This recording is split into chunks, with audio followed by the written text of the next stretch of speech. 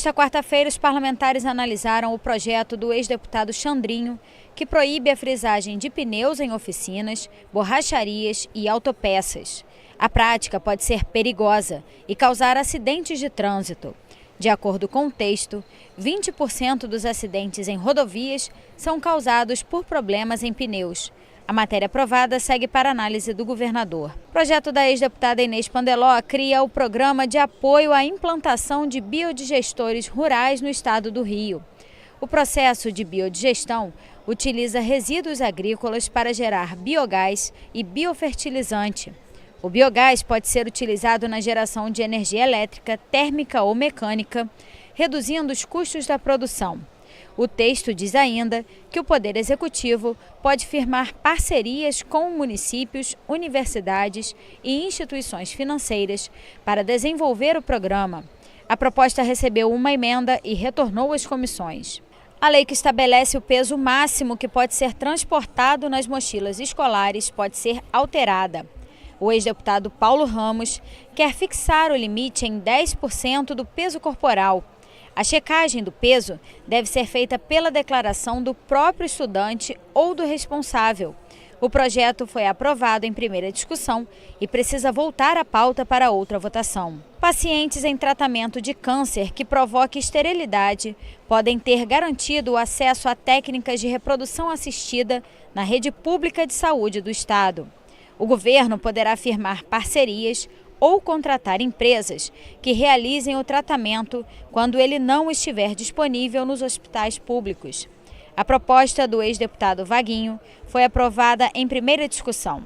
Outro projeto do ex-deputado Vaguinho, aprovado pelo plenário, é o que determina a impressão da data de validade no rótulo dos produtos cosméticos e de maquiagem produzidos ou comercializados no Rio de Janeiro. Já o deputado Márcio Pacheco quer implantar o método de tratamento da reeducação postural global, o RPG, na rede de saúde pública do estado. O texto foi aprovado em primeira discussão e precisa voltar à pauta para votação. Primeiro, é um projeto que autoriza o Poder Executivo a proporcionar uma melhoria de qualidade de vida às pessoas na saúde pública do estado. Dá um trabalho postural e revigora as pessoas, porque milhares de pessoas sofrem cotidianamente com problemas sérios na sua formação, na coluna ou mesmo nos membros inferiores, e dando a possibilidade de dar essa recuperação, vai melhorar inclusive não só a qualidade de vida, como demonstrar que as pessoas estão mais aptas para evitar o acesso à saúde pública. O governo pode ser autorizado a implantar o pronto-socorro para atendimento exclusivo para idosos. A unidade deve ser instalada em local estratégico e de fácil acesso, com no mínimo 14 leitos.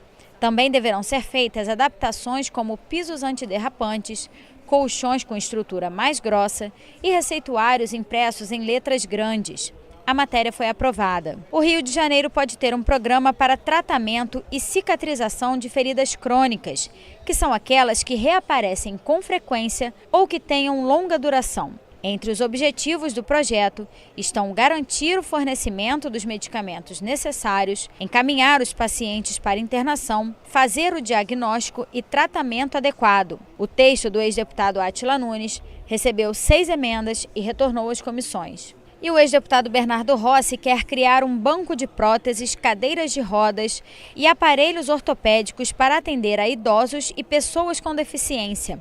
A proposta recebeu 3 emendas. Aprovada ainda a criação da Comissão Permanente de Defesa e Proteção dos Animais da Alerj. O pedido de alteração do regimento interno é da deputada Marta Rocha e dos ex-deputados Paulo Ramos, Carlos Osório, Ana Paula Rechuan, Milton Rangel e Fatinha. Eu quero aqui elogiar a deputada Daniele Guerreiro, deputado Carlos Osório, que na legislatura passada foram os deputados que comandaram na casa esse tema através de uma comissão especial, e que bom que a gente possa ter também uma nova comissão para tratar dessa questão dos animais. Ainda esse ano, um mês atrás, nós estávamos aqui discutindo, a morte cruel de um cachorro num supermercado. Isso mostra que os homens o ser humano, melhor dizendo, tem muito que aprender com os animais, provavelmente. E passou pelo segundo dia da segunda discussão. O projeto de resolução do deputado Dionísio Lins, que proíbe o porte de arma dentro dos prédios da Alerj. O porte deve ser liberado apenas para integrantes do sistema de segurança da casa quando estiverem em serviço. No caso de parlamentar armado no plenário, caberá ao presidente, aos membros da mesa diretora ou ao corregedor a ordem para desarmá-lo. O projeto retorna à pauta nesta quinta-feira. A Alerj pode passar a receber sugestões de projetos de lei enviados pela população do estado do Rio. As propostas que obtiverem apoio de pelo menos 0,1% do eleitorado fluminense, cerca de 12.400 pessoas, devem ser apresentadas pela Comissão de Normas Internas e Proposições Externas da Casa. O projeto do deputado André Siciliano e do ex-deputado Anderson Nogueira, que altera o regimento interno da Alerj, passou pelo segundo dia da primeira discussão. O que a gente quer fazer é dar voz, proporcionar a abertura da Assembleia para trazer para o Parlamento do Estado do Rio de Janeiro a possibilidade do cidadão via computador, via internet, via ao portal da Assembleia, também participar dos trabalhos aqui do plenário via Comissão de Normas Internas e Proposições Externas. Então, é um passo diferente, é uma coisa nova para o Estado do Rio de Janeiro, mas que já vem sendo feito no Congresso Nacional com sucesso na Câmara dos Deputados. Outro projeto de resolução discutido também altera o regimento da Alerj nos artigos que tratam da posse dos eleitos e a convocação dos suplentes. A mudança prevê a convocação em caso de afastamento por decisão judicial. Entre outras medidas, está prevista a suspensão do pagamento dos salários dos deputados afastados pela Justiça. Eles também não poderão fazer nomeações de funcionários para os gabinetes. Caso os deputados presos sejam inocentados no decorrer do mandato, eles poderão assumir o cargo. Em caso de condenação, o regimento já prevê a perda do mandato.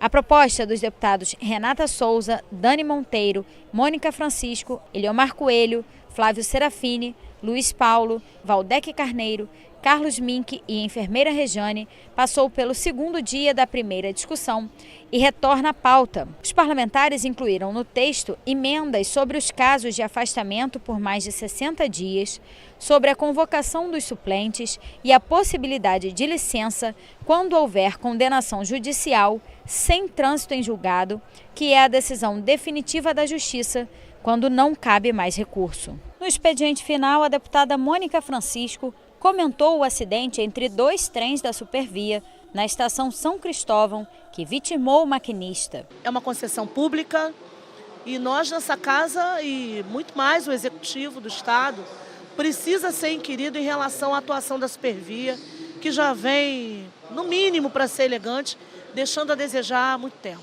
O deputado Felipe Poubel elogiou o fim do regime adicional de serviço, o RAS compulsório. O RAS compulsório tira o seu direito de folga, obriga o policial a trabalhar. E nós tínhamos um problema, o atraso do pagamento desses RAS. Hoje, na semana passada, nós já votamos aqui um projeto do Flávio Bolsonaro, que era obrigando a fazer o pagamento até o seu segundo dia útil de cada mês, porque tem policiais que fazem o RAS e demora 3, 4 meses para receber. Então a gente louva essa medida do governador. Eu trouxe essa notícia aqui hoje que amanhã ele deve anunciar o fim do RAS compulsório. A pessoa tem que querer trabalhar. Não adianta trabalhar obrigada, não adianta trabalhar sem estímulo. Ela, se voluntariando, ela vai trabalhar porque quer. E nós temos que brigar agora pelo pagamento em dia, e que aumente também o salário dos policiais. A deputada enfermeira Rejane apresentou uma moção de repúdio a 2 jornalistas da cidade de Cordeiro, na região serrana, que informaram de forma errada que os enfermeiros não podem realizar exames preventivos, como determina um projeto da Secretaria Municipal de Saúde. A gente luta muito e eu aqui dentro represento uma categoria de mais de 300 mil pessoas aqui no Rio de Janeiro, para que a população possa ter acesso às informações corretas. E o desserviço é muito ruim. A gente tomar conhecimento de que 2 jornalistas que deveriam utilizar da sua prerrogativa de informar a população de forma correta, a gente tomar conhecimento que essas pessoas estão passando informações falsas sobre o atendimento que é feito pelos enfermeiros, que são profissionais formados com nível superior, que têm faculdade, que têm mestrado, que tem doutorado, é muito lamentável. A deputada Marta Rocha apresentou os planos de trabalho das comissões de saúde e da CPI do feminicídio. No que se refere à CPI, é bom lembrar que eu fiz um rápido levantamento de 1º de janeiro até o dia 19 de fevereiro, nós tivemos nada mais, nada menos do que 19 feminicídios no estado do Rio de Janeiro. Aconteceram fatos em Caxias, Cabo Frio, Itaperuna, Niterói, Itaguaí, a cidade do Rio de Janeiro. Portanto, o fenômeno do feminicídio está instalado no estado do Rio de Janeiro. E a Comissão de Saúde, eu acho que é olhar para o município, para o estado, para o governo federal. No município você tem que ser amigo da Márcia, no estado, lamentavelmente, a notícia de fechar um hospital que é a referência na tuberculose, e no governo federal o episódio lamentável do Hospital de Bom Sucesso já demonstra o trabalho e os desafios que a Comissão de Saúde terá. O deputado Flávio Serafini falou sobre os impactos do fechamento do Conselho de Segurança Alimentar e Nutricional nas políticas de combate à fome. O fechamento do Conselho significa que, ao mesmo tempo que o governo provoca um retrocesso democrático, porque acaba com o espaço de troca entre o governo e a sociedade civil, é também um enfraquecimento dessas políticas públicas de combate à fome. No momento onde o Brasil volta a figurar no mapa da fome mundial, porque passamos a ter milhões de pessoas novamente na miséria, o governo desarticula um órgão tão importante para que a gente avance nas políticas que são contra essa situação terrível. O deputado Valdec Carneiro destacou a maneira como a Comissão de Ciência e Tecnologia deve atuar para beneficiar o setor. É uma comissão estratégica, porque não é possível construir um projeto de desenvolvimento para o Estado que nos permita explorar novos veios na atividade econômica, nos permita construir alternativas para superar a dificuldade na distribuição de renda, na prestação de serviços públicos, enfim, sem que haja uma presença protagonista na construção desse projeto da inteligência instalada no Estado, né? Esse projeto não pode prescindir da contribuição de universidades, de institutos de pesquisa, da Agência de Fomento à Pesquisa, a nossa FAPERJ. Nós temos também uma importante rede de educação profissional e tecnológica, que é fundamental nesse projeto, na formação de quadros. Por isso, a comissão pretende ser uma trincheira em defesa da ciência, da tecnologia, da inovação e das instituições que atuam neste campo.